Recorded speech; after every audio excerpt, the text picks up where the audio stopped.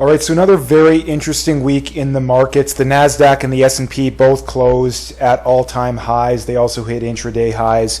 I'll get into that. I want to get into some earnings news. I want to get into some Bitcoin news. First things first, if you get value out of the video, please like and subscribe. As usual, check out the links below. So as far as stocks go, this was actually a week where the S&P and the Nasdaq both closed at all-time highs, but the equal weight S&P and mid caps actually outperformed. Small caps are about the same as the S&P. The S&P slightly beat the Nasdaq. The Mag 7 actually trailed all of the indexes, mainly because Tesla had a bad week and some of the other ones had a bad week. As far as stocks go, my opinion's pretty much the same. Obviously, yeah, we're at an all-time high. Everything's looking really good. But again, you got to keep in mind that the market definitely is a little bit overvalued right now. But that does not mean that we're going to see some big pullback tomorrow or next week or even next month. It will happen at some point, but the market could easily run up another 3, 4, 5, 10% from here before that happens. And right, so the whole point is nobody knows when there's going to be a pullback. There will be a pullback at some point. It's not a matter of if, it's a matter of when. But the question is when, right? And a lot of people say, "Oh, the market's overvalued, therefore I'm gonna stop buying stocks or I'm gonna short the market." And in my opinion, that really doesn't make sense. To be fair and to be transparent, I'm probably buying the least amount of individual stocks I have in a long time. But on the flip side, I am still buying. I am still buying ETFs at roughly the same rate, slightly less than normal, but the amount of individual stocks has gotten quite low. And the reason for that is the higher the market goes, at least right now, the less of a deal there is out there. So that's kind of my opinion on the market going forward. I still think we're going to see a pullback, a good 10, 15, maybe 20% pullback before the end of the year. It could be next week. It could be not till December. But I think it's overwhelmingly likely it'll happen. But being able to predict it is very hard, and it's just not going to happen. Like it's so hard to predict. It's not even funny. So, like I said, my position or my strategy is very simple in that I'm always a net buyer of ETFs. Right, always buying, even at an all-time high. I'm still buying the Nasdaq. I'm still buying the S&P. I don't buy a Mag 7 fund just because it doesn't make any sense. The Nasdaq basically is that. It's not far off. But I'm just not buying quite at the same levels that I normally am. Right now, I mean, if anything, I'm trying to increase my position in international stocks the most. But that's kind of my position as far as indexes go. So getting into the earnings from this past week, let's start with Tesla. They had bad earnings. They missed revenue. They issued pretty shaky guidance. They were down very significantly on that news. They were down about 10%. Yeah, they were down just over 10%, but they closed the week actually only down about 4%. So they did recover somewhat from that.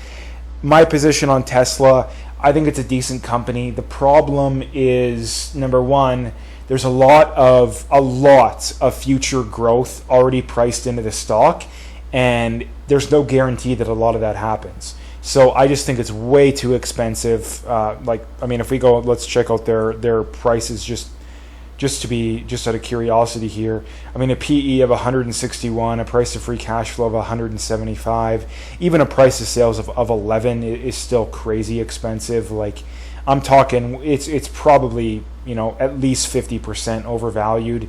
I think it would have to be below 150 before I would even think about it. So just way too expensive. The next one is Google. They beat earnings and revenue. However, I believe they issued somewhat shaky guidance, which they were actually up on the week. They were up on that news, but they actually came down a little bit after that. So a decent earnings as far as Google goes. Looks like they're actually up nicely on the week.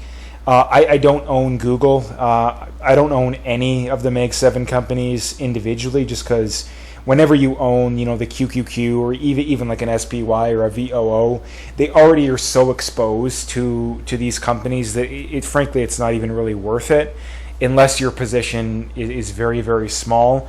But when you look at these big indexes, they already have a very large position in these companies, so it's not really worth double dipping in my mind. Even though they are below their historical, at least PE, not price to free cash flow, I still think they're a little bit expensive. I wouldn't say I never would buy a Mag 7 company, because I definitely would if it got cheap enough, but I don't think any of them are close right now. Maybe Amazon, I think, is the one that might be close, but still.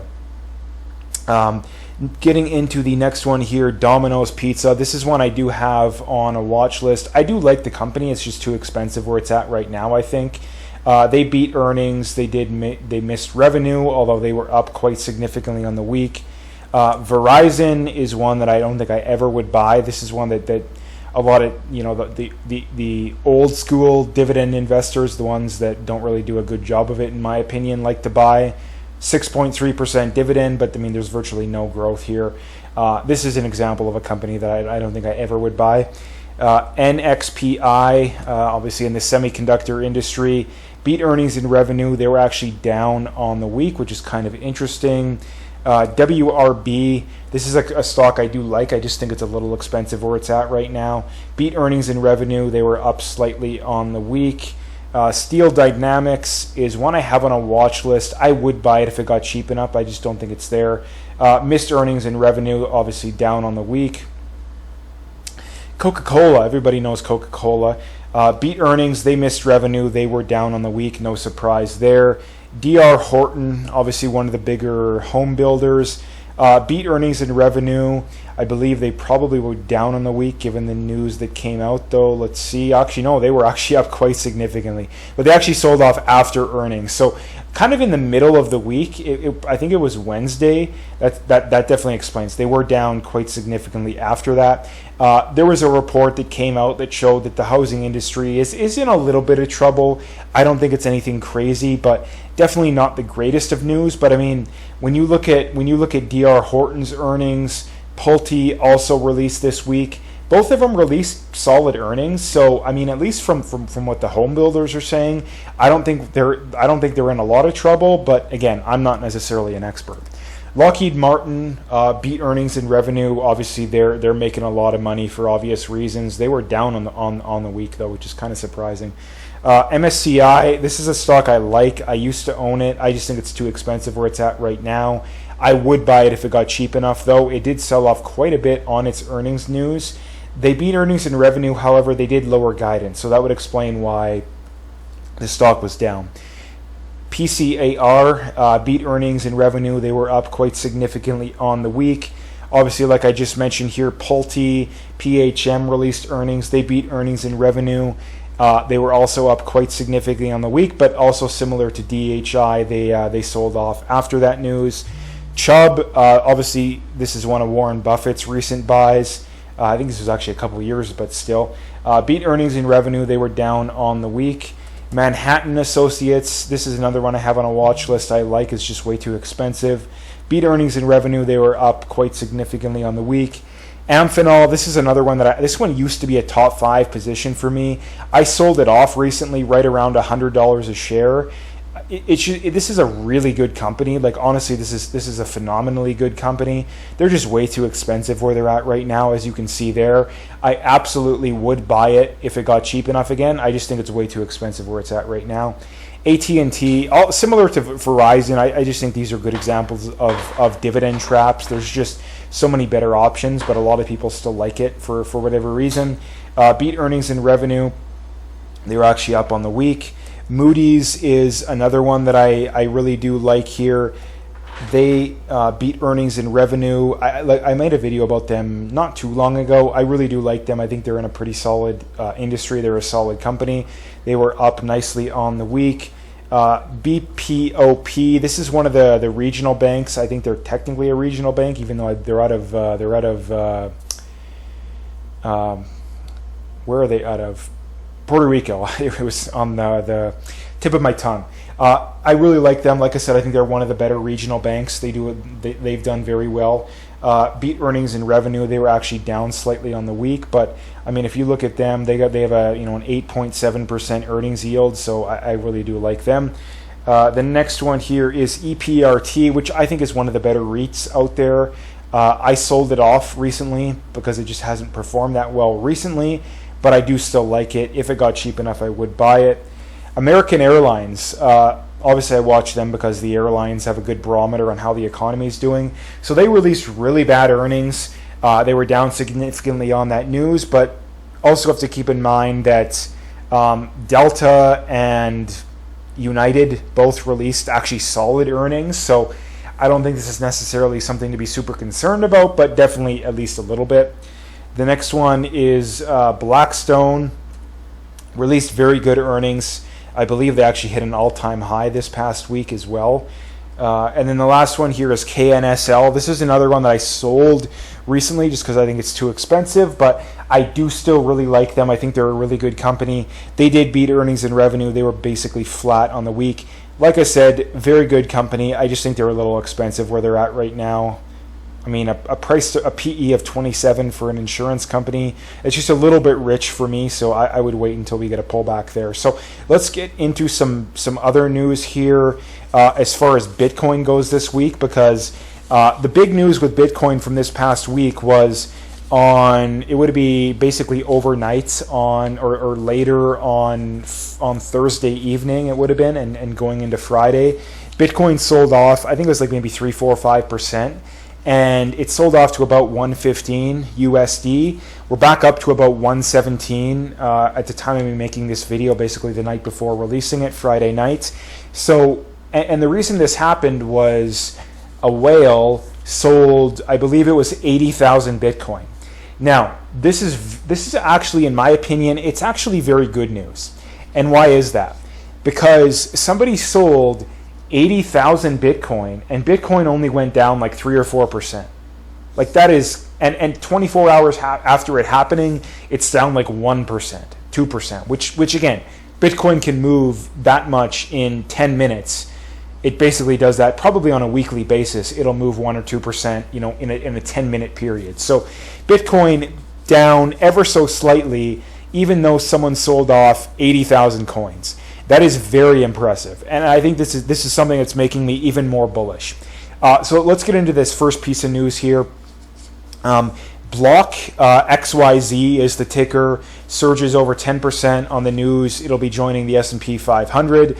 This is good news, and why is it? Because we now have 3 companies in the S&P 500 that have Bitcoin on the balance sheet. The other ones being obviously Coinbase and Tesla, and that's good news because, number one, it's only a matter of time until Strategy gets in there. Strategy is a bigger company than, I believe they're bigger than all of them except for Tesla, obviously. They have like they're pretty much a top 100 company if they were to be, at least by market cap, if they were to join the S&P. So it's only a matter of time until Strategy gets in there, and it's only a matter of time until more companies adopt the Bitcoin standard. So very good news on that front. Speaking of Strategy is offering STRC as a new perpetual stock via IPO to select investors. So this is crazy. Strategy stock is so far ahead of the competition on this, it's not even funny. And I mentioned earlier that I sold off some of my positions. And the reason for that, number one, is I thought they were a little expensive. But number two is I want to buy more Strategy stock because of all the stocks in the market right now, this is the one that I think that has the most upside. Now, again, obviously it comes with a lot of risk, don't get me wrong, but this is one that has the most upside because of all the companies that are outside the top, 50 companies in the world, let's say, even top 10 to be honest, but this is the one that I'm the most confident is going to be a top 10 company in the world someday. And they're already borderline a top 100 company, and they're not even in the S&P 500 yet. Right? They're not even in the S&P 500 yet, and they're already borderline a top 100 company in the world, which is insane. And what does STRC mean? Well, what they're doing here is this is another perpetual preferred stock. The difference between this one and the other ones is this one, number one, is going to pay monthly, and number two, this one's going to have the shortest time horizon on it, which means it's going to be the least risky. If you look at their other ones, there's STRK, which is, I believe, has the second most duration on it. What I mean by that is the more duration you have on a bond, the more risk comes with holding the bond, because when rates change, the further the longer the time horizon is for the bond, the more likely that the price of the bond will change, because the further away it is from not expiring isn't the right word, or maturing, I believe is the right word, the more likely that changes in rates will affect the bond, right? Because if the price of if rates go up, well, that means that the value of existing bonds go down. Now, if rates go up, if rates go down, the value of existing bonds will go up, right? So it's vice versa, right? Because if you have a bond yielding 5% and the new bonds are worth 4%, well, obviously the one that's yielding 5% is going to be worth more. So that's what's important about these. The reason that Strategy is doing these, because they want to diversify amongst the entire yield curve, essentially, because they have STRD, which is the furthest out on the yield curve, which means it's basically it is the most sensitive to rates, followed by STRK. STRK has a convert option, which means technically STRK probably is going to be more volatile. But again, that's a whole different story. And there's STRF, which is basically their investment grade option, which is going to be the least volatile. And then there's going to be STRC, which is going to be even less volatile than that. And STRC is going to pay monthly as opposed to quarterly.